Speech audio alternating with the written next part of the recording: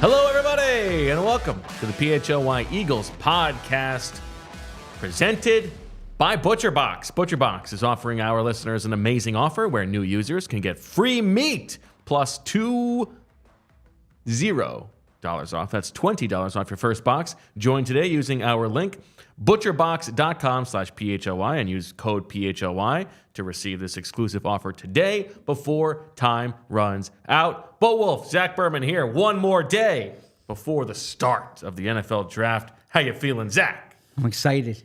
Excited for the show. Excited for tomorrow. Excited for the weekend. Wow, shots fired on Friday. Not excited for Friday. No, Friday's part of the weekend. I mean, the overall draft, this has been a few months of thinking and planning and discussing and ruminating, and now it's here, right? And so it's almost here, 24 hours out. So excited. We've got a fun show today. You and I are going to bounce back and forth going through the first 21 picks in this draft to sort of mock out how things might play for the Eagles. This is amazing because I always envisioned or dreamed of being a GM, right? And so this is it. This is like you have a chance to be 11 of them. Yeah, I kind of want to give the post-pick press conferences too, but we won't do that. We can make that happen if you want. Yeah. We got a lot to get to. We can probably do that on Saturday. Probably so. Yeah, we will have enough time.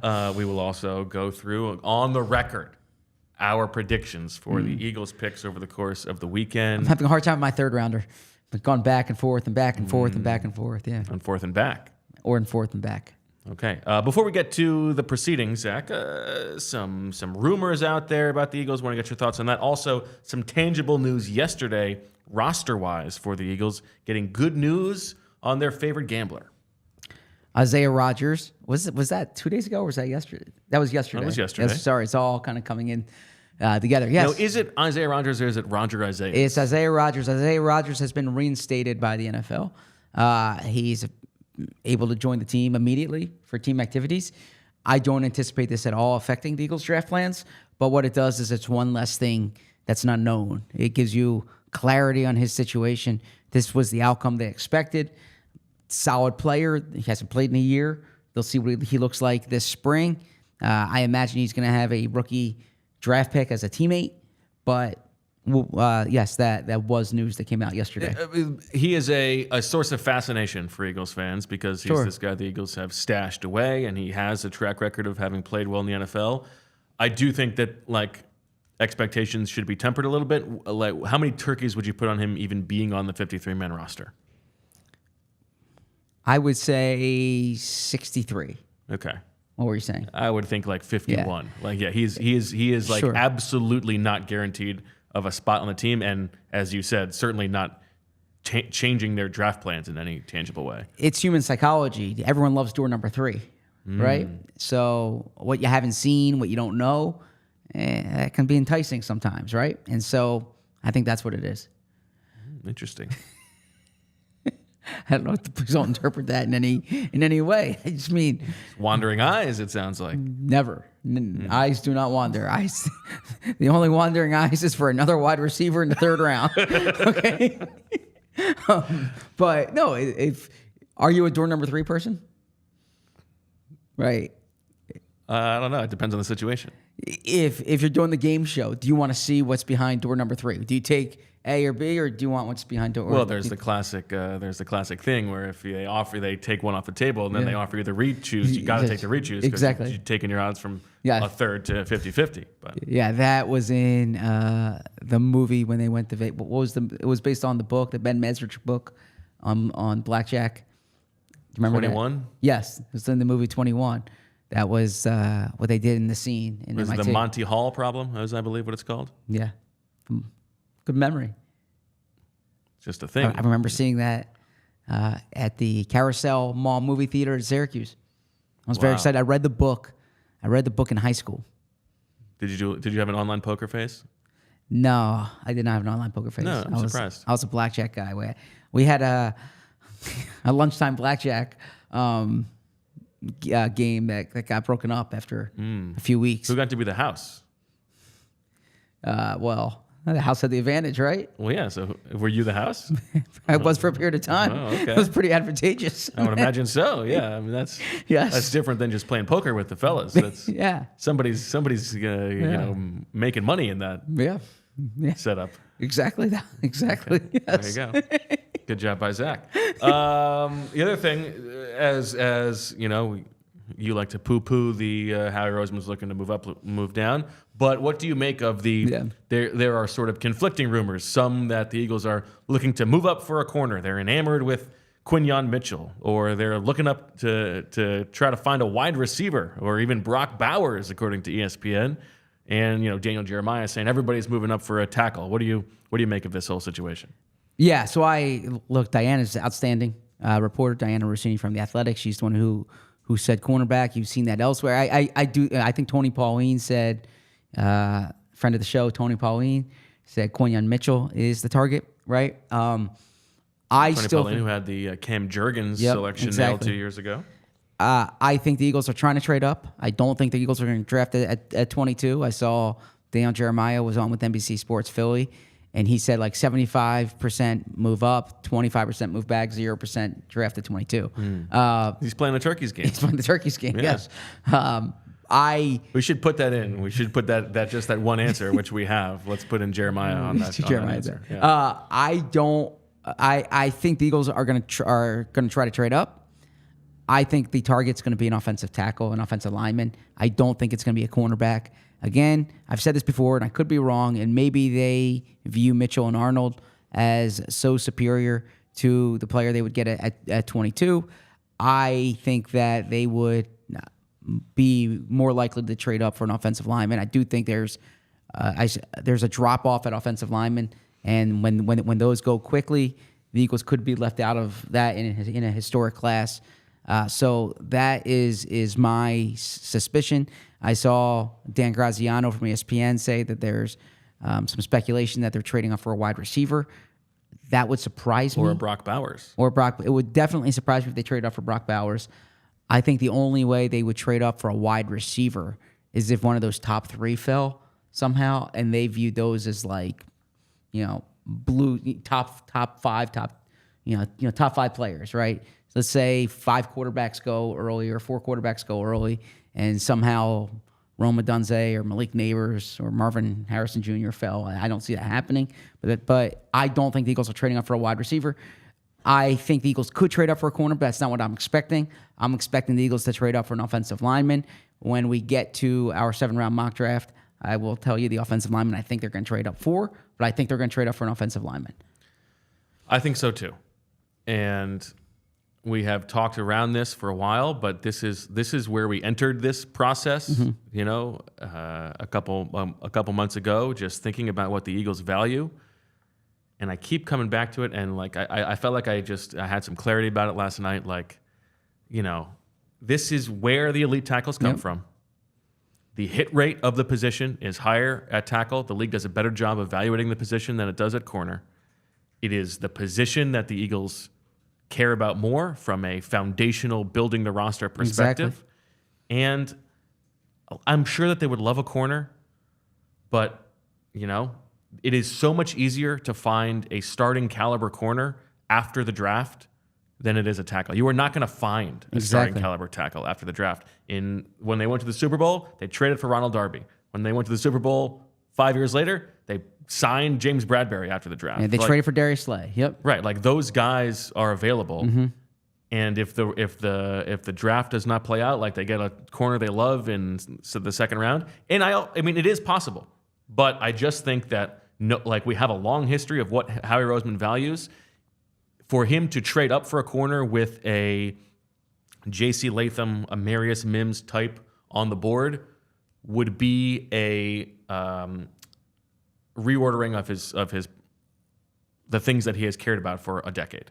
Yes, and really, you talk about, for instance, when they signed Mailata, we talked about this succession that they had from Trey Thomas to Jason Peters to Jordan Mailata. On the right side too, like the Eagles made John Runyon the highest paid right tackle in football, or the highest paid offensive tackle in football when they signed him to play right tackle, and he played there. They had their plan was actually to move Sean Andrews over to right tackle. There were a lot of things that went on that didn't occur, but this is a core franchise belief is not to leave these two positions up to chance ever, right? And cornerback, they're more willing to do it. And you said something very well. You say astute things often, but you said something but the two of us say a lot of things over the course of time. But you said a very astute thing recently that day. I was actually thinking about on the drive home that day, where you said yeah, they've been interested in corners before, but they haven't taken them, right? And that's they were interested in trading up for Stingley, or they were interested in trading up. And I think that's a different tier of player. But my point is they ultimately didn't make those moves. They've traded up for players on the lines of scrimmage. They made sure of that. This is the way that they traded a first round pick for Jason Peters. This is the way they operate, is that they will make sure they get the guy they like at that position. Whereas, to what you're saying about cornerback, they've been willing to go with door number 3, so to speak, at cornerback. They're never willing to go with door number 3 at offensive tackle. They want to know that what their offensive line is going to look like. And that's been, and by the way, that's even for these interior spots often. Outside of the Chip Kelly years, they've never really gone into a year. I suppose they had the Isaac Seumalo year at left guard, but they want to have those spots solidified. Yes. And that's what I expect them to do this in the first round. I also think it is about, from Howie Roseman's perspective, adding building block players, right? Foundational players, elite players, and that's why they would have. And I like the Derek Stingley, Sauce Gardner, Patrick Surtain group. Those guys, I think the fact that they didn't get them, I don't think is huge signal in those cases, because they would have taken those guys, but they were foundational players to them, and I think that's part of why Howie Roseman moves up a lot, even when he's at 15, because he's trying to find the players who you can't get, who aren't going to ever hit the open market. Right? 100%. And in this class, in this draft, the chance to get those guys when you're at 22 is to move up and get a tackle who in another year might be the 7th player off the board or something like that. I really, really, really like Terrion Arnold. I think he's going to be awesome. I think he's bordering on that level, but it doesn't seem like the league views him that way. Quinion Mitchell, there are a few other just sort of questions about the profile. And just the history of corners in the first round, even beyond pick number 10, it's just okay. Yeah. And I just don't believe at the end of the day that that's the decision that Howie Roseman's going to make. I agree with you. I see in the chat here any chance of trading 22 for Surtain.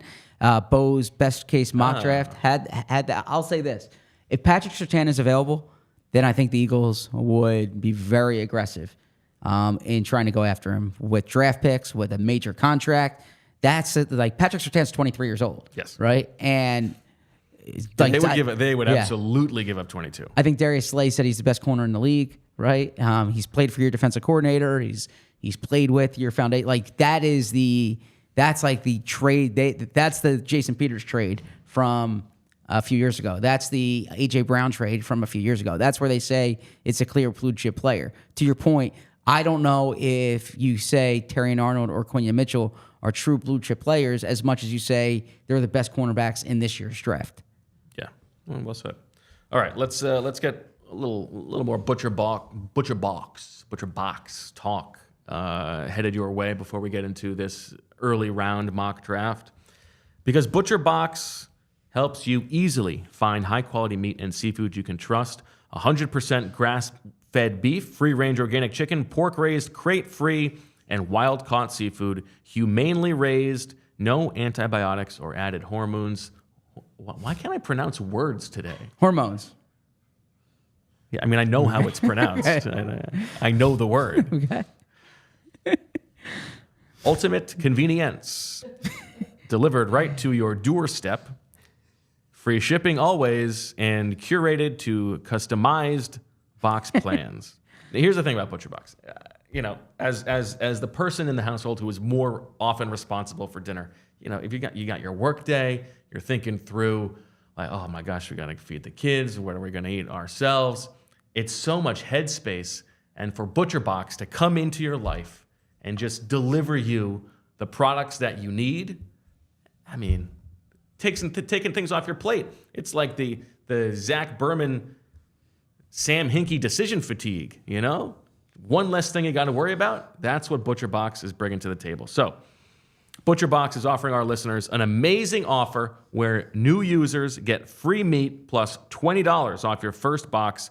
Join today using our link, butcherbox.com/PHLY, and use code PHLY to receive this exclusive offer today before time runs out. We send it over to my friend Zach Berman, who is always offering free meat himself. I was driving yesterday. I'm at a light. I look to my left. I say, oh, look, there's TrueMark. Hey. Always great to see TrueMark. And you see TrueMark when you're in Philly because it's a local place to turn. When you join a credit union like TrueMark Financial, you become part owner, which means profits come back to you instead of going to shareholders.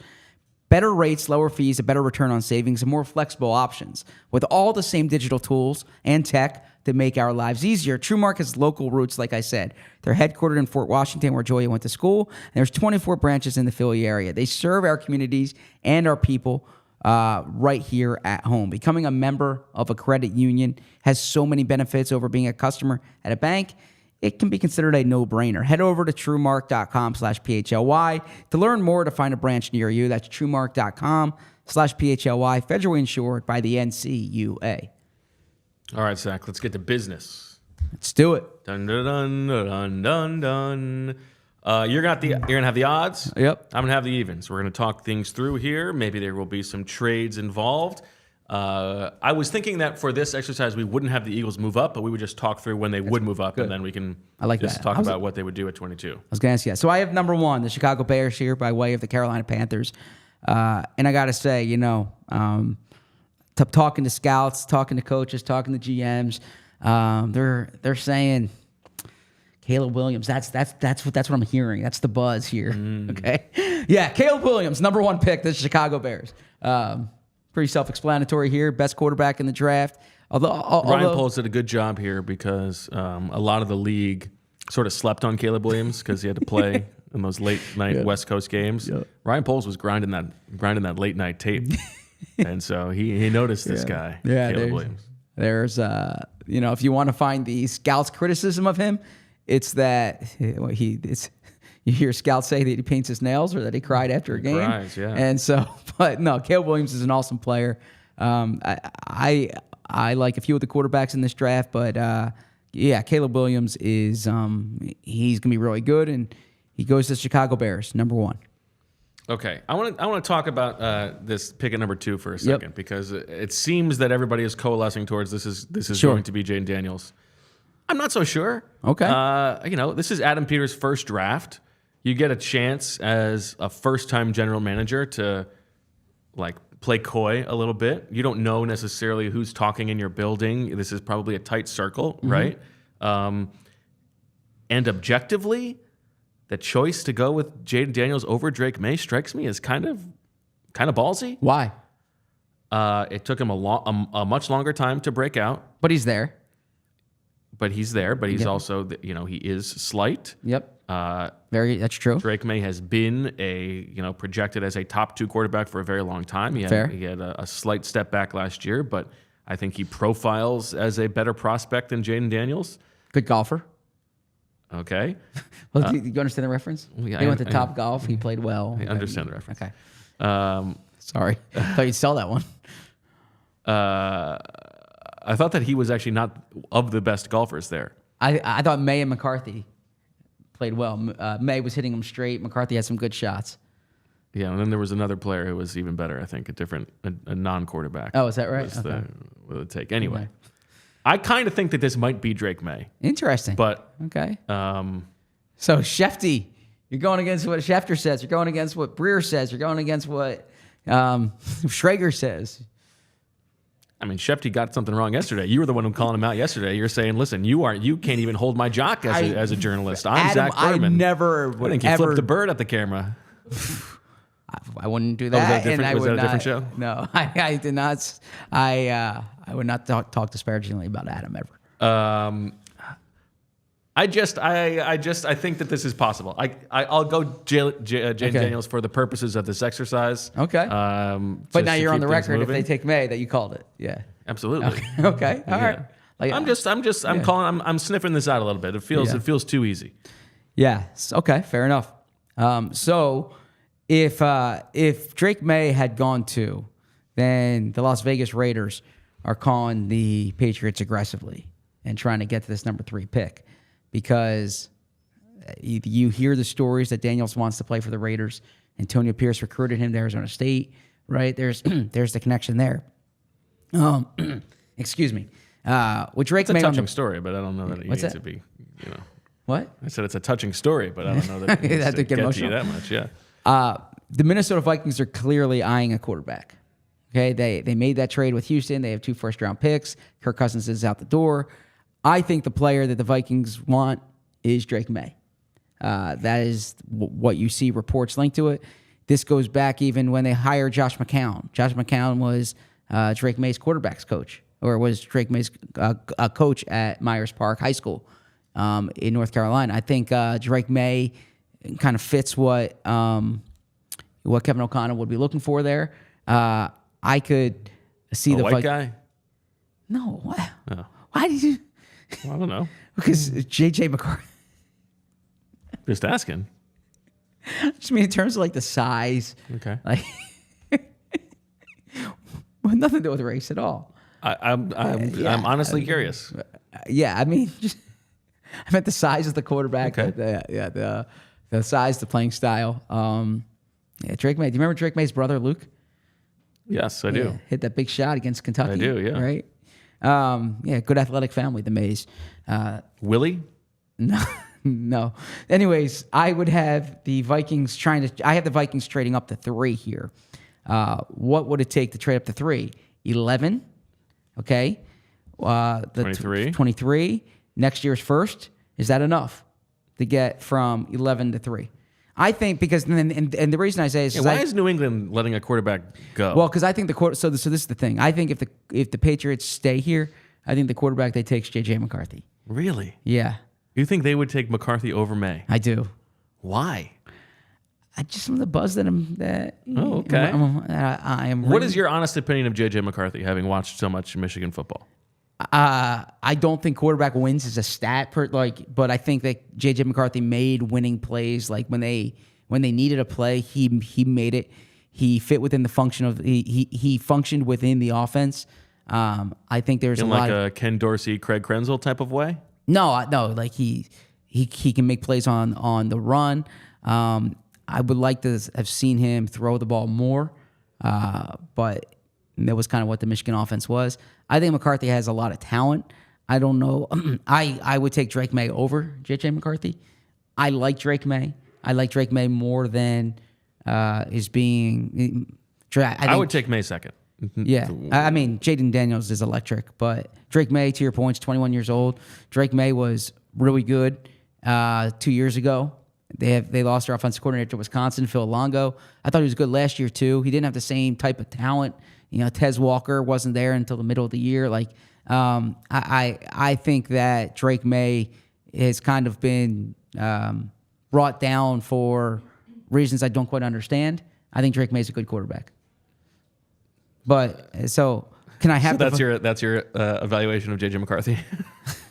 No, I just want to know. Like, do you? I like May you more than watched McCarthy. so much Michigan football. Yeah. Do you think J.J. McCarthy is worth like the 3 or 4 overall pick? I think quarterbacks get pushed up the board. I think I think J.J. McCarthy. I find it kind of wild. I think I think he has tools and he's young, and he's won a lot of games. And I think the intangibles, what you hear are like off the charts in terms of he was the leader of that offense. He's won everywhere he's been. Like, high school, he transfers to IMG, he wins there, gets the Michigan job. They win in ways that they had never won before. Like, they beat Ohio State once he gets there, right? So, yeah, I think there's a lot to like with J.J. McCarthy, but I think you have to have a good plan at coaching him, and I think you have to be patient. Okay. Can I have the Vikings trading up here? Like, would that of course. trade be sufficient? Yeah, that's fine. Okay. So then the Vikings trade up to the Patriots. And in this spot here, I have Drake May going to the Vikings. Okay. Arizona on the board now. Monty Ossenfort, that bastion of personality, is making the phone calls, looking for somebody to come down if they want Drake or if they want J.J. McCarthy. Obviously, it would make a lot of sense for him to stay and take Marvin Harrison Jr., but can he do the move down, move back up type deal that he did last year? I'm going to stay with Marvin Harrison Jr. This is a put it in the fairway, potential elite superstar wide receiver. No reason to get cute. Okay, yeah, I mean, you don't have to sell me on Marvin Harrison Jr. He's, to me, is the best receiver in the draft. I know you're a Malik Neighbors guy, but I love Marvin Harrison Jr. I've watched him since he was at St. Joseph's Prep.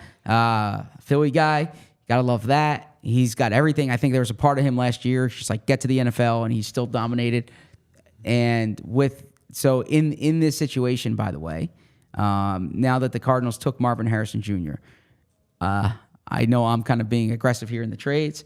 I have the Patriots trading back up to 5. Really? Okay, to get J.J. McCarthy. Okay. So now the Chargers. So what are they giving up?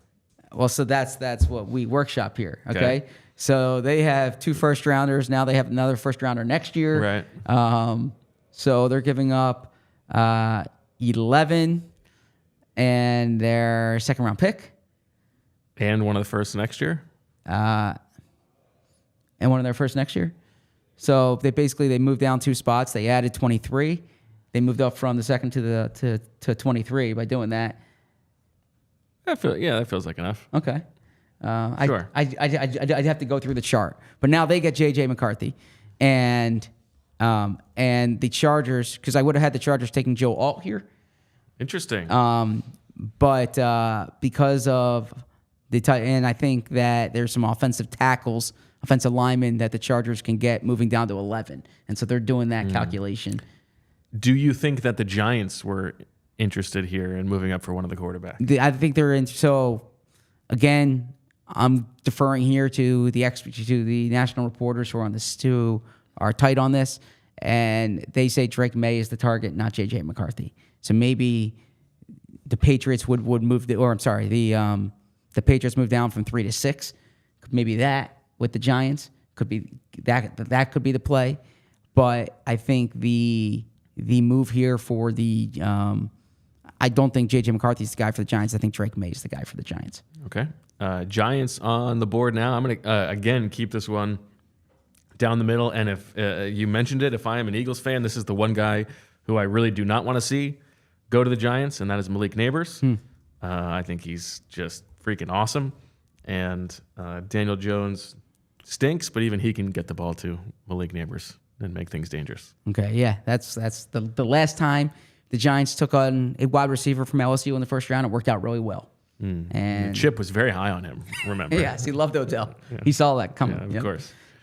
So this is great for me because this has actually gone exactly as my mock draft has gone, probably because I have the odds and I've been able to kind of finagle it the way I want. And you've been a willing partner here. Always. So now the Titans go with Joe Alt. Joe Alt, the top offensive lineman. This makes sense for the Titans. If Joe Alt was off the board, I think it's a little more difficult for the Titans there. Do you go J.C. Latham that high? That's someone that they've been linked to. Do you go with a wide receiver after they just paid Ridley all that money? You can use more than one receiver, of course. It sounds like they're going to trade Traylon Burks, or Traylon Burks is not a part of what they're doing there. They could go Dallas Turner, but I think with Joe Alt here, it's kind of a no-brainer. Okay, let me ask you this. Atlanta on the board now. Roma Dunze sort of sticking out as the last of this top tier. Who do you think might be willing to move up for Roma Dunze if the Falcons want to move down? Now, Chicago could take him at 9. The Jets, potentially, you could talk yourselves into. The Chargers, who are now at 11 after that trade down, you could talk yourselves into. Feels like any of those three. And then further than that, Indianapolis is the one you hear a little bit of chatter about potentially being willing to move up for a very high caliber wide receiver. Yeah, Indianapolis, maybe Jacksonville, but then it seems like a little too high for them. A little too high. And then the team, if you want to look for a huge splash, would be the Buffalo Bills, but I don't think that's going to happen. Okay, so do you want to put one together here, or should I stick with the Falcons on the clock? You know what? I'm not moving up on the Chargers because I'm eyeing an offensive lineman there. Okay. And then the Colts. I had a cornerback locked in for the Colts pick, so I'm sorry. Don't be so. Don't be dogmatic here. I had a cornerback. I mean, would you like me to move up? No, you don't need to. I think the Falcons would be willing to move down here. Okay. You know what? How about this? I will do the Jets at 10. Are hopping up 2 spots, sending a 3rd round pick to the Falcons to move down 2 spots, so the Jets can go get Rome Odunze. Okay. So now you threw my board off whack here because I had Dallas Turner going there, then I had Odunze. Sorry, you didn't play ball. So. Yeah, I had Odunze on the board for Chicago. Then I had the. I probably should have traded. So. Man, this is what happens when you're on the clock. Things happen. Disrupts. You can't be the only one to make trades. Disrupts my whole mock draft that I had. All right, since now you're the Chicago Bears. No, you are the Chicago Bears. I know. That's what I'm saying. So I'm saying you as in the audience are the Chicago Bears. You were hoping that you would get Rome Odunze. Okay? So there's a few different ways you can go here. Now, you can go with Dallas Turner. But they just got I feel like in this spot, the Bears would love to move down. I think they would love to move down. Because they don't have mid-round capital, right? Yes. And I think the one player that you're hearing now for the one position is you're hearing, watch out for the Bears with the defensive tackle. Could this be your boy, Byron Murphy? Because the draft insiders say Murphy's going to go higher than people think. And I heard a quote yesterday from Chicago. Also, shout out to Ian Cunningham, former Eagles director of player personnel. Now he's the assistant GM, gets a contract extension. I imagine he'll be a GM soon. But I heard a quote that they said that you look for the interior guy once you have your outside guy. And they have their outside guy in Montez Sweat. They traded their 2nd-round pick for him. So maybe that's like telegraphing it. I don't really understand that. Why does one have to come before the other? That the first priority is getting the outside guy. And then they got the outside guy. And then you're hearing these reports that teams are going to try to jump the Jets for Brock Bowers. Whoa. Do you buy that? Well, the Jets have already moved up in this spot. No, I understand that. Who would trade up to this Bears spot? Well, who are you trading ahead of? The Falcons are at 10, presumably want a defensive lineman, right? Or a corner. Yeah. You could be trumping them for a corner. Could be the up. So, and then the other thing I should mention is that do you know who the high school teammate of Caleb Williams was? He had several in this draft, aren't there? Olu Fashanu. Yeah. So do they give Caleb Williams his left tackle here and go Fashanu, Darnell Wright? You know, they have Wright on the right side. Yeah. Could be an option here, but I don't have an obvious trade up. I'm looking at my evens here, and none of my evens want to move up to 9. Are trying because who are you targeting? You're targeting. I think you'd have to be targeting like Dallas Turner, basically. Okay. Yeah. So in this case, I'm gonna stick and pick, and I'm gonna go with. I'm gonna disrupt things. I'm gonna go Byron Murphy. Okay. Yeah. I like Byron Murphy. I will keep this one short and sweet. Atlanta, who has moved back 2 spots, desperately need pass rush help. It sounds like there's a chance that Latu or even Verse is the first edge off the board, and it's not Dallas Turner. But I gotta believe that when I see it, because like the Turner profile is just so much better than those other guys, and I really like watching Dallas Turner. So I'm going Dallas Turner number 10. I agree, and about time the Falcons don't take a skill guy. All right, so Chargers at 11, and in this scenario that I outlined here, the Chargers move back and they get an offensive lineman who Jim Harbaugh tried getting to come to Michigan. Jim Harbaugh didn't miss on a lot of alignments, but he missed this guy, J.C. Latham. J.C. Latham comes in, and he's your right tackle opposite Rashawn Slater. That is a need for the, that is a spot that the Chargers can feel good about. Jim Harbaugh was building along the line of scrimmage here. They can use a wide receiver. This is a deep receiver class. They'll get a receiver with another pick. I have them going J.C. Latham. All right, so now I think you can talk about this from an Eagles perspective. Well said. Okay, because if Denver doesn't get a quarterback, and maybe they want to move back for a Bo Nix, which I find like deeply unserious if that's their big plan. But they are also missing draft capital, so they seem like a team ripe to move back and maybe take a little bit less than you might need. The Eagles can get up to 12 with a second-round pick and maybe something else. And if Latham is off the board now, and they've seen Alt off the board, and they know that this tackle run is about to start, because these guys are about to come off the board very quickly, would they move up for Fautanu or Amarius Mims or even Fashanu? I think it would absolutely be a conversation. I don't like the idea of giving up that much to go up and get one of these guys, but I think it would certainly be possible. So in this situation, are they going up for the number one corner, or are they going up for an offensive lineman? I think offensive lineman all day. Because you have your number one corner on the board, and you're going for your. It might not be their third offensive lineman, but you've already had 2 O linemen. Yes. Taken. Okay. For instance, I don't think that they would love Alt as much as consensus. I could see it being possible that their number one offensive lineman is still on the board here. Okay. And that could be Fautanu, or it could be Mims. I think they might really love Mims too. Okay. I don't think we're not going to do that in this scenario, but I think that is certainly possible. And so instead of that, I'm going to have Cincinnati trading up to 12 to take their offensive lineman. Ooh. Cincinnati moving up 6 spots to protect Joe Burrow, and they are taking Troy Fautanu. Ooh. Okay. That throws a wrench in the Eagles' plans. Interesting. And so is he playing guard for them year one, would you say? I mean, they'll find a spot for him. They have the 2 Browns on the outside, Orlando and Trent. But they're paying Trent Brown like $2 million. Yeah, they're not super worried about him holding anybody off. Yep. So now you got the Raiders here, and the Raiders at 13, they can use a quarterback. They can use Michael Penix Jr. Throws the deep ball that the Davis family loves. That's the thing you'll hear. It's the one sentence thing. Yeah. But I would have him going with the top corner on the board right here, and that is Terrion Arnold. Okay. Things are more quickly moving away for the Eagles here. Now the Saints are a team everybody will tell you like 100% lock it in. They're taking an offensive lineman.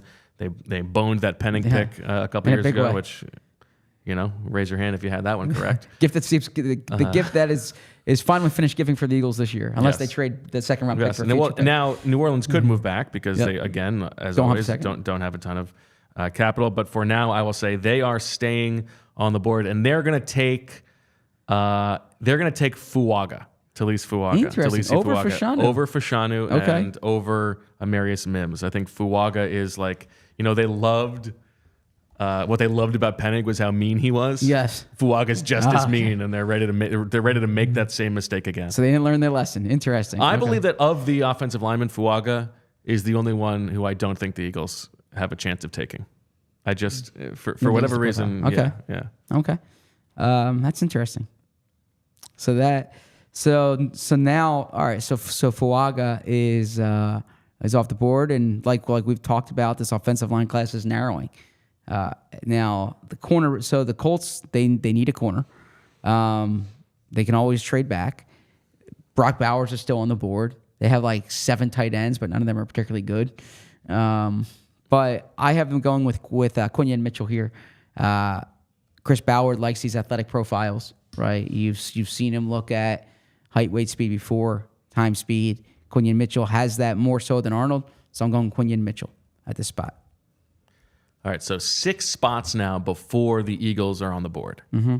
This is the classic Marcus Smith situation. And you look at who the 6 guys, let's say there were 6 guys that they would love to stay at 22 and pick. Olu Fashanu, Brian Thomas, Brock Bowers, ya boy, Amarius Mims, Laiatu Latu is 5. Maybe Jared Verse would be 6. Maybe Tyler Guyton would be 6. Maybe Cooper DeJean. Maybe Kool-Aid McKinstry. Those guys. It seems like there's like a 4 or 5 here who they would really like. And Seattle. Seattle has an extra first-round pick, so probably not a team necessarily looking to move down. Don't they pick at the back end of the first round? No, Seattle's the team that we're thinking is the top trade-up candidate for the Eagles because they don't have a second. They don't have a second-round pick, and that's what we. So we were talking about with Shield yesterday. The Eagles first and third for the Seahawks, or sorry, the Eagles first and second for the Cardinals. For the Seahawks first and third, based on like if you go to overthecap.com, their draft calculator. That would be a match. That would be a mathematical match. So that's why 16 is kind of the spot. I wrote on PHLY the other day that I think the 2 sweet spots for the Eagles to trade would be the Broncos and the Seahawks. The Broncos would require more, but they don't have a second-round pick, and then the Seahawks don't have a second-round pick, and I think that's a realistic one for the Eagles. Gotcha. All right, so... and again, I think this is, as you just talked about, a place where they would maybe move up. And in this scenario, I think it would be for Mims. Okay. But we won't do that. For now, we will have Seattle staying, and they are going to go with, you got Mike McDonald. They're going to get him Laiatu Latu. Okay, I like that. Give him a chance to go back to Washington, D.C. Now to one Washington, D.C.? Or I'm sorry, to Washington. Give him back. You've always got D.C. on my mind. Brain, yeah. Well, let me ask you this. One theory that you hear is that Cooper DeJean could be Mike McDonald's like chess piece back there. Could be his pal Hamilton. Yeah, it's probably a little too early, but in an Eagles trade back situation, something to think about. So Jaguars here. I think the Jaguars would love one of the corners to fall. Arnold or Mitchell. That did not happen. I probably, when I put my mock draft out tomorrow or Thursday, tomorrow, I probably have them going Byron Murphy here because I think I have a Dunze going 9 to the Bears or a Dunze going earlier. So in this situation here, the Jaguars could go with an edge. Although they have Josh Allen, they have Trayvon Walker. They could go with, you've seen Nate Wiggins mock to them. Is this too early for Nate Wiggins? D tackle, Johnny Newton didn't test, but Johnny Newton could be in here. Offensive tackle, do they go Mims? Do they go with the upside? I mean, Trent Baalke loves the length that you see. What would you? So I'm compelled to go Nate Wiggins in this spot, just because I think that interesting. It's a little early for that. Maybe DeJean, but I think Nate Wiggins is certainly the Trent Baalke type. You know, he really does value length. But this does strike me as too early. Again, I think. What about Bowers? Interesting. They paid Ingram. They paid Ingram. Bowers is kind of sitting there. This is what also about Brian Thomas.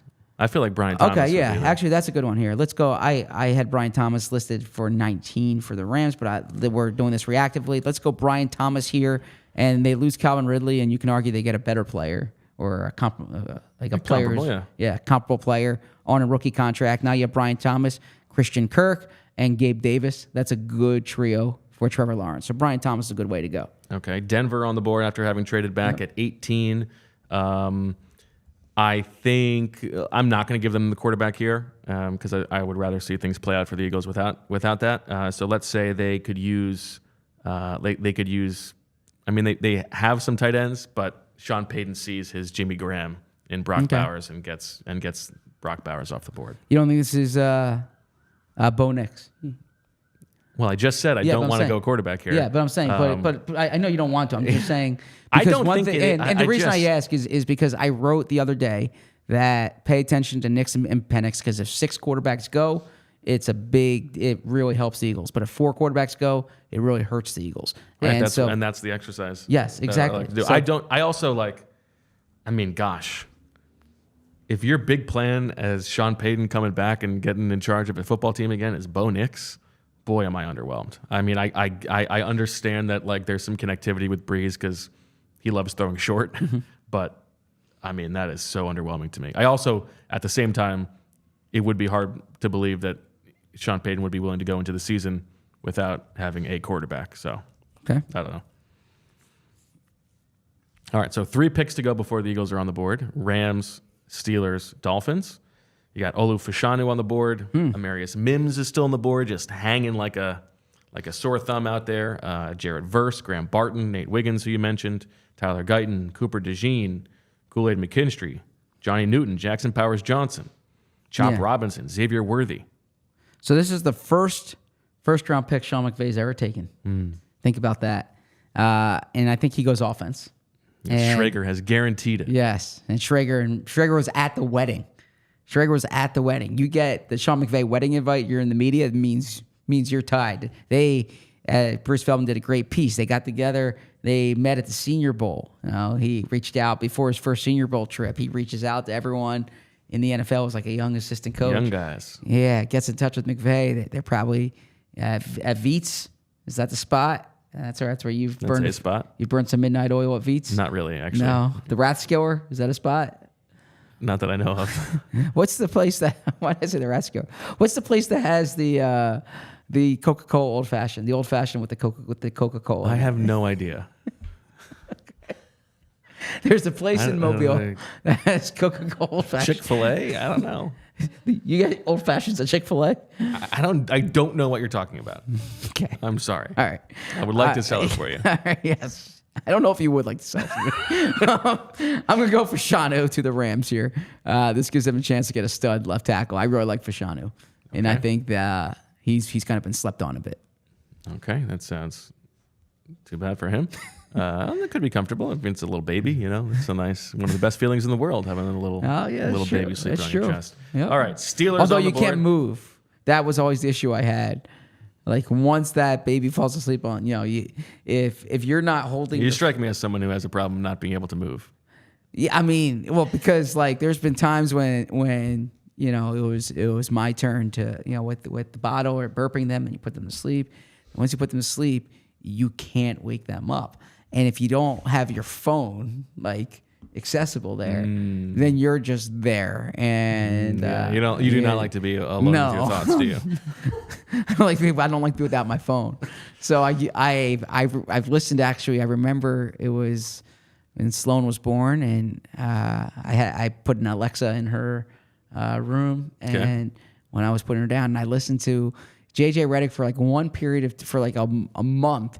Had his podcast on LeBron James's network, and I remember listening to that as I was putting Sloan down. It's an incredibly Zach Berman anecdote. Okay. That's great. Yep. All right, Pittsburgh on the board here. You hear that they want like a center potentially. Yeah. And it's like a weird thing. Like, Mims would make sense to me for them, but maybe Graham Barton is the guy. I kind of want to make this like I'm thinking about it from the Eagles' perspective, and like I would like to see Mims go off the board before the Eagles are on the clock at 22 just to see how things play out. But I don't know that Pittsburgh is taking Amarius Mims. I think Pittsburgh is going Jared Verse in this situation. I know that they've got some pass rushers, but he seems to me like a Mike Tomlin type of guy. And I'm going Jared Verse. Okay. And I do see the Mike Tomlin type of guy for him there. That certainly makes sense to me. I thought they would go O-line. You hear like Powers Johnson there. You hear, like you said, Graham Barton. So now what do you do if you're the Miami Dolphins? And I got to say, I don't know if we were rigging this for Mims to come here, but this would be the Mims spot for me. Okay. Is if you're the Dolphins, Amarius Mims makes sense down there, and they can use O-line help. I think he's the next best tackle on the board here. I think if this had been the scenario, the Eagles would have done whatever it took to move to 20 to get Mims. To move to 20, okay. So you think the Steelers are okay? And then by the way, maybe the Rams trade down in that case, but. From 19, maybe the Eagles try to jump the Steelers. I did write that if you're the Eagles, you're trying to get above the Bengals at 18, because Bengals, Rams, Steelers, Dolphins, all teams that could go for all offensive tackles. But in this case, I'm going Amarius Mims 21 to the Dolphins. All right, before we get to what the Eagles would do in this situation, let's talk about Ollipop. Ollipop is the world's first functional soda with a classic soda taste and the benefits of plant-based fiber, prebiotics, and other botanical ingredients to support gut health. Ollipop is a new kind of soda with only 2 to 5 grams of sugar and 9 grams of fiber per can. I'm looking at you. Yeah, you. You need to work on that gut health. And Ollipop is here to help you because Ollipop, you know what they did? They conducted a study that showed that their Ollie Smart formulation boosts beneficial gut bacteria and generates metabolites supporting digestive and overall health. Ollipop has delicious, nostalgic flavors like vintage cola, classic root beer, orange squeeze, classic grape, strawberry vanilla, cream soda, and cherry cola.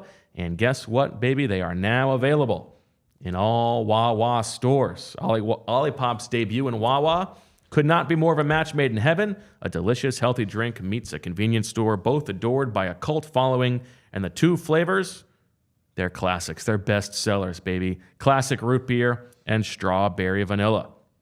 Use the code PHLY20 for 20% off your next Ollipop order. The discount only applies to one-time orders, not to subscription orders. Ollipop is sold online at drinkollipop.com. That's drinkollipop.com. It's also on Amazon and available in almost 30,000 retailers nationwide, including Wawa, Target, Sprouts, Wegmans, ShopRite, and GoPuff. Ollipop. Had a great conversation with my father-in-law last night about target audiences, and we were talking about target audience for some of our different advertisers, and we talked about Miller Lite, and I said, well, everyone's in Miller Lite's target audience because who doesn't like the what? I mean, everyone over 21. Everyone over 21, because who doesn't like a light beer that tastes like beer, that's less filling and only has 96 calories? That's been the original light beer since 1975. A lot's changed over the years, but one thing that hasn't changed is the great taste of Miller Lite. For the audio listeners, Bo is waving his Miller Lite cup, which is filled with water right now. I just want to make that clear. That's what you think. Another thing, and something else that hasn't changed is that it's less filling. So what is the best thing about original light beer is it tastes like beer. It's the original light beer since 1975. Like the original light beer since 1975. Like I said, you don't have to choose what's best. Miller Lite has great taste and is less filling. Taste like Miller time. To get Miller Lite delivered right to your door, visit MillerLite.com/PHLYBirds, or you can find it pretty much anywhere that sells beer. Celebrate responsibly. Miller Brewing Company, Milwaukee, Wisconsin. 96 calories per 12 ounces, fewer calories and carbs than premium regular beer. All right, Zach. So in this scenario, yes, the Eagles have not had the other quarterbacks go off the board. Only 4 quarterbacks off the board before 22. They have seen almost all of the tackles go. They are sitting there. Howie was trying to move up, but nobody wanted his offer. So they got to sit there. Will they stick and pick, as you like to say? And if they do that, will they pick from the likes of Nate Wiggins, Cooper DeJean, Kool-Aid McKinstry, Tyler Guyton, Johnny Newton? Will they look for an interior guy like Graham Barton or Jackson Powers Johnson? Will they roll the dice on the unproven edge and Chop Robinson? What do you think, if this were the Eagles on the board, that they would do? So if they were on the board here, I think they take Cooper DeJean. I think Cooper DeJean makes sense for them. I think it's a high floor player with a high ceiling as well. I think they think he can play corner. There's athletic traits, football intelligence. He can help you different ways. He can help you day one. He can help you down the line. Good age profile, good athletic profile. I think this is Cooper DeJean if they stay. I also think they like Kool-Aid McKinstry, and I think that they'd be willing to trade down to get some draft capital in that case, but you don't want to go too far and miss out on those guys, although you can have a fallback plan being like a Tyler Guyton type. So how far back could they move here, and who would want to trade up to this spot? That's the other question. A team that wants. So that's the challenge here, because it's not a team, and that's why the quarterbacks are such an interesting conversation. A team that wants a quarterback is not trading up here, or the Eagles aren't. The Eagles aren't trading up, Eagles are not trading down to a team that wants a quarterback unless they're getting a future first-round pick. Like if they leave the first round, I think it's like the Carolina deal from 2008, was it? When the Eagles were drafting 19 that year. The Panthers wanted Jeff Ota. the Eagles, the Eagles trade back into the second round. They get a second, a fourth, and the following year's first. And I think that would be the pathway they would go more so than. So who in the 20s would be trying to trade up and for what? That's my question to you. Yeah, I think it's tough. I think if you're just thinking of a team that is win now and like needs a guy who they view as their guy and they don't want to miss out on him, Buffalo is the one who makes sense to me. For Xavier Worthy, for something like that, right? Or maybe it's AD Mitchell for them, or whoever it is. But there's a receiver that they just cannot live without. And what would get that done? They don't even have a third round pick. And so you're probably talking about like their second round pick, and the Eagles are giving back a fourth or something like that, or it's both of their fourth round picks, or it's a future, or maybe it's a future second round pick, something like that, which I think would be fine, to move back 6 spots. And I think there's a good chance that McKinstry would still be there. I think in this situation, if the Eagles had to pick, I actually think that they would take Guyton over DeJean. Do you? Okay. And McKinstry. I think they would. I think they like Guyton. Okay. And I think there is a lot to like about Guyton. And I think, as you have said, in the end, tie goes to the line of scrimmage. Yes. So I think Guyton would be their guy. Is there a team that would trade up for an edge rusher? Because right now, Turner and Latu are off the board. Well, actually, Versus off the board too. And Versus off the board too. Yeah. So you're not trading up for Chop Robinson. We have done this so that there's nobody really sticking out as the glaring thing. And that is probably the truth, is that if the Eagles didn't have a guy they loved, it wouldn't play out just like this. There would probably be somebody dangling out there. And maybe it's Graham Barton. Some people love Graham Barton. Yeah. And then the other thing too is, like, for instance, maybe Green Bay wants DeJean and is looking to trade up for DeJean. Maybe you hear Johnny Newton attached to the Cardinals at 27. He's the next best D tackle here. The Cardinals have so many picks. Maybe the Cardinals want that certainty. You think that's because Johnny Gans wants Johnny Newton? There's this Johnny thing going on? I don't think it's that. Okay. He likes to have those guys in waves, right? So, all right. So shots, explosives. So you're going Guyton here, and I'm going DeJean here. Yeah, for this part of the exercise. For this part of the exercise. Yeah. Not for what we predict is going to happen, but if the board fell like this, you think they'd still go O-tackle? I do. Okay. I think they would go with they'd go with DeJean. Okay. All right. That was a fun exercise. And that's the worst. This is the worst case one for the Eagles. Pretty much. Yeah. Yeah, I would say so. I mean, worst case is relative. Yeah. Sure. But okay. All right. Now we are going to have our final predictive 7-round mock drafts on allphly.com for diehards. Yep. Would you like to tease what yours is? Yeah. So now this is we have the debate, Zach. Yeah. The Nolan Smith. Whether or not you predicted him as their first round pick, this is you going on the record. Okay. Yeah. As the first round pick. There's no takebacks here. Yeah. This is it. So by the way, I feel, and this is not a bit. Okay. Although I'm not like keeping score. Okay. But this is not a bit.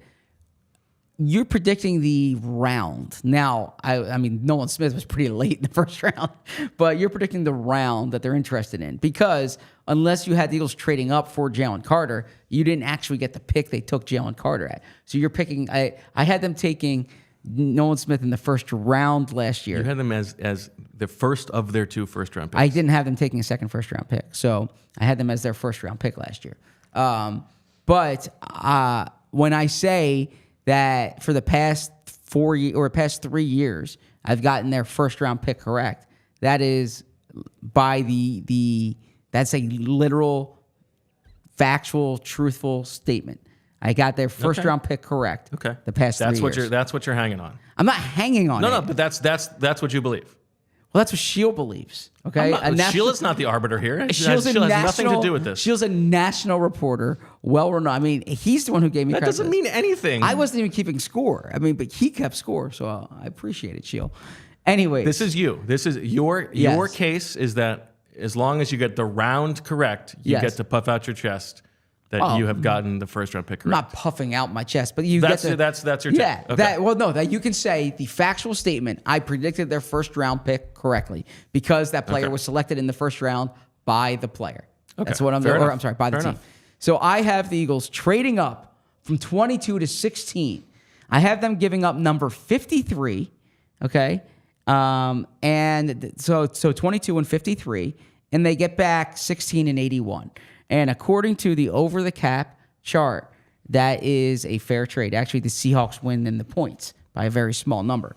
And so at 16, I would try to trade up for J.C. Latham. I've been on record saying that. I think Latham's going to be is going to be off the board. I also think that Troy Fautanu, even though he's not the guy that I would target from a predictive perspective, I think Fautanu makes sense for the Eagles. I've talked about how they really value broad jump at offensive line. He had the best broad jump of all the offensive linemen going in the first round. I spoke about how he's a little too old for my liking. That hasn't been an issue with the Eagles with offensive linemen. They took Dillard in the first round. He was older. They took Lane Johnson in the first round. He was older. Like I said, Howie Roseman's history, he's only taken 2 offensive linemen under the age of who finished their year 22 or who finished their rookie year 22 or younger. That was Dennis Kelly and that was Jordan Mailata. Okay, so this is not so the athleticism with the position jumps the athleticism jumps off the charts there. The playing style, there's people who know offensive line a lot better than me. We had Brandon Thornton on. He talked up Fautanu. We had Dane Brugler on. I think he's Brugler's 9th rated player. You and Fran know offensive line play better than me. You guys were raving about Fautanu that day. So clearly, I think crowds matter in this, taking a lot of input. Fautanu is a player that there's a lot of consensus on there. And then the position flexibility is a plus. And the one thing I'll say too is if the worst case scenario with this is that, or I shouldn't say the worst case scenario, if a scenario exists where he's really good at guard and they keep him at guard, guard's a $20 million position now. Like your top guard, we've seen that. Actually, the top guard, the average salary of the top 5 guards is more than the average salary of the top 5 corners, I believe, right? So this is quickly becoming a premium position, but he can move over to right tackle when Lane retires. But I think day one, he makes you better on the offensive line at right guard. And then Tyler Steen profiles well as your swing tackle in that case. So I have the Eagles trading up to 16 for Troy Fautanu. Okay. Because I have J.C. Latham off the board. I would personally prefer J.C. Latham. Do you want to go through your whole thing? Well, so my second round, I have them taking Max Melton. Your boy. I've talked about Max Melton. I think Max Melton makes a lot of sense for the Eagles.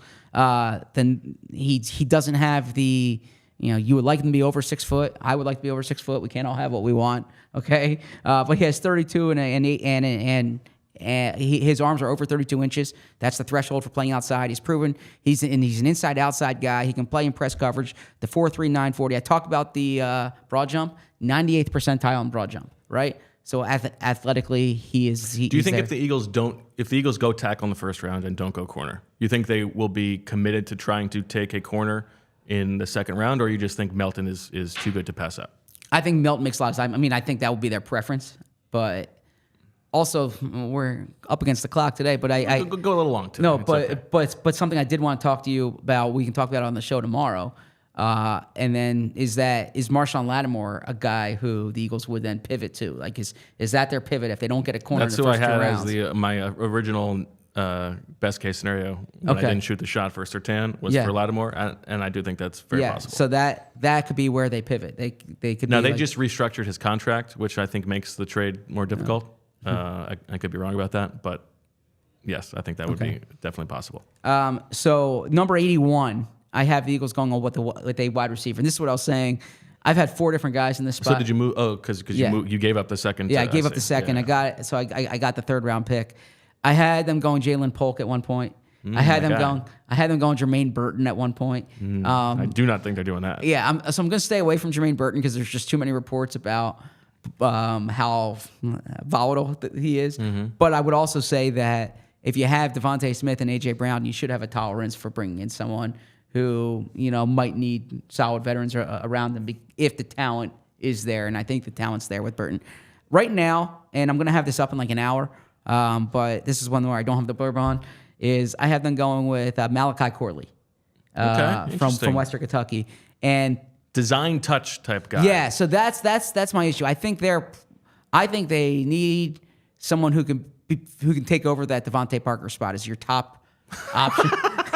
Of course. The whole operating thing for you is they need to get rid of Devontae Parker. That's your number one goal your this top backup weekend. on the outside. Someone who could play the X. That's not Malachi Corley. I know, Right. so that's what I'm saying. Okay. Yeah. That's why I was having a hard time here. Okay. I was thinking Tez Walker is someone I was thinking. There's not really that third rounder in that range here. It's so who funny. really They jumps gotta there. get rid of Devontae so Parker. Malachi Corley, I could see them from the perspective of he's something different. But when this comes out, it might have Polk in there. It might have Brendan Rice in there. That's someone else I was considering. I thought that might be a little high, 81. Yeah, it feels to me. Yeah, but I have wide receiver there. Number 103, I have Trayvon Wallace, linebacker, Kentucky. Okay. They value athletic traits. Number 161, I have J.X. Hunt. That might be a little late for him. It's okay. That's what I don't, because Smart guy, played safety at Cornell. yes, and you're hearing he could sneak in the day too. I just wonder if teams are going to take a 23-year-old from Houston Christian who's had like 8 sacks in the third round, right? I think sometimes the buzz before the draft, and then they end up actually being drafted where teams had them. But up a 4th or 5th round will be the Hunt area. Zach Zinter with one of the 5th round You have picks. Zach Zinter. Will Shipley, right there. Okay. And then Running back from Clemson. running back from Clemson, great lacrosse player, by the way. Well, that'll help. Real good pass catcher out of the backfield. Pick for the Philadelphia Wings. I think one thing I said this during our running back show. I think age matters at running back for the Eagles. When you're looking at some of those guys on in the fifth. So it's like a 35-year-old lacrosse player. No, he's 21. The 5th, 6th round, there's a lot of like 24-year-old running backs. It's bad this year. Yeah, It's I don't think the Eagles go with that. So it might be a little ambitious to go with Shipley in the 5th round, but 4th, 5th is the range, so I'm assigning him in the 5th. Shout out to Tyler Dunn and Bob McGinn. They did a great job at Go Long. I always read the scouting reports there, and one of the scouts said about Shipley is he grows on you. So I don't know if that's a compliment or not.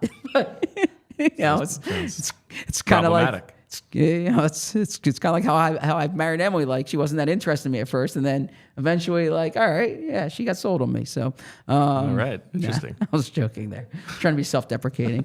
And then number 210. Wore down. What? Wore her down. Number 210, going with D tackle here, and didn't know which way to go. Had a few different guys that I was looking at, but I'm going with someone who inspirational story. Gonna have to learn the last name, but from Alabama, Justin Ibiagbe, and he's someone who's fallen down a bit in the draft because he had a spinal issue.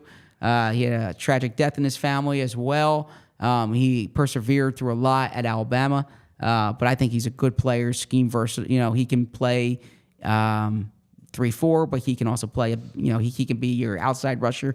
I was thinking McKinley Jackson as a potential backup nose as well, but I'm going with Justin Ibiagbe. Eboigbe, according to the Beast. All right. What do you think of that mock? It's interesting. It's good. Think it's a good one? Do you think it's? I don't know. We're literally gonna find out in like 72 hours. Are you gonna tell me your mock? I am. Okay. All right. Now I want to keep in mind what you said. Okay. You've got this track record. I got to catch up to you. Okay. I need to nail this first round pick. This seems like it's on your mind. This is bothering you. Yeah. Okay. So the Eagles are doing some wheeling and dealing here. Oh goodness. Okay. Are you gonna get like 3 first round picks to maximize your odds? At pick number 9. The Chicago Bears, they need this. They need all this. They need this stuff. They need somebody. They've got Keenan Allen. They've got DJ Moore. But they want more weapons for Caleb Williams. So they call Howie Roseman. They make a monster offer. They say, Howie, we're going to give you number 9 overall and our 2025 first-round pick for A.J. Brown. Howie says, you know what? Let's do it. Too good of an offer. Howie takes Dallas Turner at number 9. Okay. At number 10, the Jets take J.J. McCarthy. At number 11, Minnesota, they did not get Drake May. Okay. So they call up Howie Roseman. They say, Howie, I know what you're doing here. we want Jalen Hurts. Here's what we're willing to offer.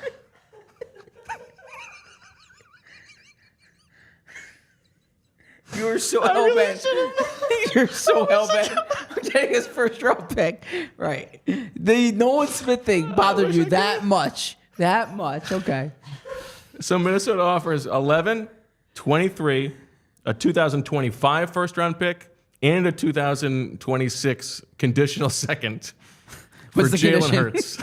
I don't know. Okay. Howie says, oh, my gosh, that's too much. That's too much. Okay. You know what? Value is value. He takes it. He takes Amarius Mims at 11. The Eagles trade up to 11 for Amarius Mims. At number 12, Denver also has not gotten their quarterback. Sean Payton is desperate. Says, Howie, I want Kenny Pickett and a 2025 second-round pick, and I'll give you 12. Howie says, let's do it. Rock and roll. He's got his corner. He trades up to 12 for Terrion Arnold. So the Eagles now have Dallas Turner, Amarius Mims, and Terrion Arnold. At 13, now all of a sudden Howie's rolling. And he's thinking, okay, this is my chance to be the star of the show. The whole NFL world is going to be talking about the night of Howie. And here it comes. At 13, he moves up to the Raiders spot. He trades them straight up Jordan Mailata. Mailata straight up for 13. He's got Amarius Mims. What does he need Jordan Mailata for? There's a chance he might get some more tackles. He takes Quinion Mitchell at 13. The Eagles trading up to 13 for Quinion Mitchell. At 14, Saints win now mode. They got to replace Trevor Penning. They're trading number 14 to the Eagles for Lane Johnson. And the Eagles at 14 are taking Troy Fautanu. At 15, now Chris Ballard, this is a sharp guy. He knows opportunity when he sees it. He sees that this Eagles team has a chance to totally blow up, and he's thinking to himself, I got to get ahead of this. Hey, Howie, come get 15. Just send me your first-round pick next year. We'll call it a deal. I'm betting against you. Howie says, oh, me versus you. Let's do it. Great. Howie moves up to 15 for Brian Thomas from LSU. At 16, the Seattle Seahawks. Mike McDonald comes into the building. He's like, I get the point. He's listening. He's like, John, I'm happy to be here. I wish you had taken Jalen Carter last year instead of Devin Witherspoon. And John Snyder says, my guy, I'll get Howie on the line. Let's make this happen. He sends 16 and a 2025 first to the Eagles for Jalen Carter. Howie takes the deal, and he just goes again and gets Byron Murphy II at 16. 17, now, again, Howie is just on a heater right now. People are trying to pry the phone away from him. He's like, just watch me work, okay? The Jags need a wide receiver for Trevor Lawrence. They're willing to send 17 and a 2025 first to the Eagles for Devontae Smith. Howie says, let's do it. He's moving up to 17 for Laiatu Latu. At 18, the Bengals, they're just willing to take the Jags' future first. Okay. Howie says, okay, I'll take Olufashinu there. He moves up 4 spots to 18 for Olufashinu. At 19, the Rams. Sean McVay, all this talk about he wants to use his first-round pick. F them picks. He's trading it for Jordan Davis, Dallas Goedert, and Puka Nakua's best friend, Britton Covey. That gets the Eagles 19. They get Cooper DeJean. How about Britton Covey's the sweetener at 19. there? At 20, the Steelers are on the board, and the Steelers are not answering. Andy Weidel says no deal. They stick and they take Talise Fuaga. Oh. So the Eagles do not get Talise Fuaga. You're doing all this and they don't get Fuaga. If they get Fuaga, I'm screwed. At 21, the Eagles move up. Actually, they just send the Minnesota 2025 first that they got from the earlier deal. They move up to take Brock Bowers. Okay. At 22, they stick and pick. Oh, they stick and pick. Okay. They stick and pick at 22. They get J.C. Latham. Oh, wow. Okay. At 23, this is the pick that they already got from Minnesota and moving up for in the Jalen Hurts deal. At 23, they take Nate Wiggins. At 24, they send one of the future picks acquired to the Dallas Cowboys. They take Tyler Guyton. Okay. At 25, the Packers take Jackson Powers Johnson. At 26, the Eagles move up. They send the Chicago first that they got, and they take Johnny Newton at 26. At 27, the Arizona Cardinals take Chop Robinson. This is one. It could be the Eagles. They're not taking Chop Robinson. At 28, the Eagles send 50 and 53, their 2 second-round picks, to actually forget what team this is. They get Xavier Worthy.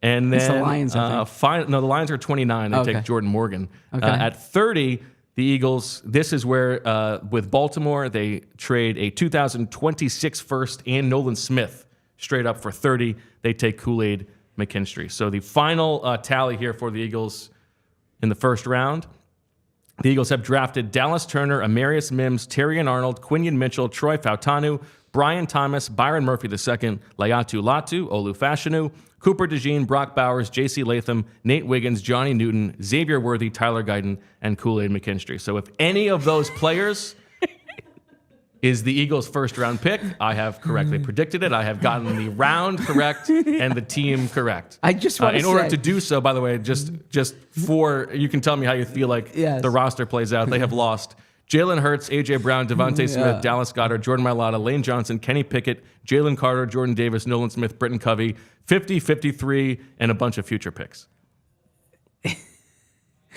I respect the humor. What a night from Howie. What a night from Howie. What a night for Bo in that case. They took, I predicted one guy in the first round. One guy. They took that guy in the first round. One guy I predicted. You have, what, 11 guys? I'm sorry, I just went through the process. Okay. All right. Well, we'll see. Now I'm kind of rooting for them to trade out of the first round. Just. No, I mean, if they get Fuaga or if they get Chop Robinson. Yes, that'd be funny. No, this is well done. That was a good bit. That was a good bit. What bit? That's my prediction. That's my official prediction. Okay. All that matters is that I get one of the guys right. Is that what you're going to write on PHLY.com? I haven't decided. Okay. I think what you write on PHLY.com is going to be the official prediction. You don't get to decide that. Okay. All right. Then I just won't write anything. I need Shio as the arbiter. Shio. Wait, no. You cannot give him that power. He's not a part of this show anymore. He doesn't.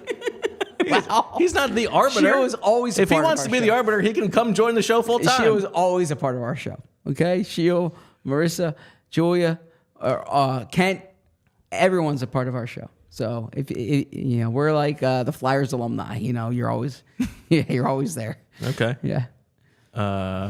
Derek Van Riper. That was before my time, I think. No, he subbed in once or twice. As a producer. Oh, okay. Yes. Okay. I'm sorry, Derek. Shots fired. No. Okay. Yeah, Derek Van Riper then too. Okay. All right. Well, there you have it. Our official predictions for how tomorrow night is going to play out and the rest of the draft. That'll do it. Just for the record, the Eagles did not trade their 4th, 5th, and 6th. So I have Jalen McMillan, Jordan McGee, Josiah Ezerim, Jalen Harrell, and Jalen Carlisle. Okay. You got a Michigan guy in there. Yes. You got a local guy in there. And I didn't realize this until just now, but all 5 of those guys' names start with J. Jalen, Jordan, Josiah, Jalen, and Jalen. More Jalens. But 3 different Jalen spellings. More Jalens. Interesting. Yeah. Maybe I'm just, I have the Howie bias. What time tomorrow? Let's tease that. All right. Thank you, Joey. 8 o'clock tomorrow. We are live for the whole first round. Friday, 7 o'clock, we're live for the entirety of the second round. And presuming the Eagles are going to move around, we'll probably be live for most, if not all, of the third round as well. And then on Saturday, starting, I believe, at noon, we are live all the way through the end of round 6. So lots and lots of content coming your way. There's not going to be a better, what you should do. I presume you're 2-screen people. Have the draft on the TV on mute. Have us with you watching alongside, and let's have a big party. Let's have some fun. We're looking forward to it. Thank you to ButcherBox for helping make it all happen. And that'll do it for this episode of the PHLY Eagles podcast. Santiago wants to know what it'll take to hire away Marissa and Shield. Santiago, you're going to need to pay a little more of the super chats to make that happen. And, put a couple zeros on the end of that. Maybe we can make it happen. And you need the Eagles to trade for Michael Dunn as well. Yes. I would say so. Yeah. I should have done that in here, as somebody said. Yes. That would have been good. All right, that'll do it for this episode of the PHLY Eagles podcast. Here's hoping that one of us at least gets the first round pick of the Eagles correct. for all of us here. We thank you for watching and listening. We'll talk to you tomorrow. And as always, we love you. We all silly like the mayor.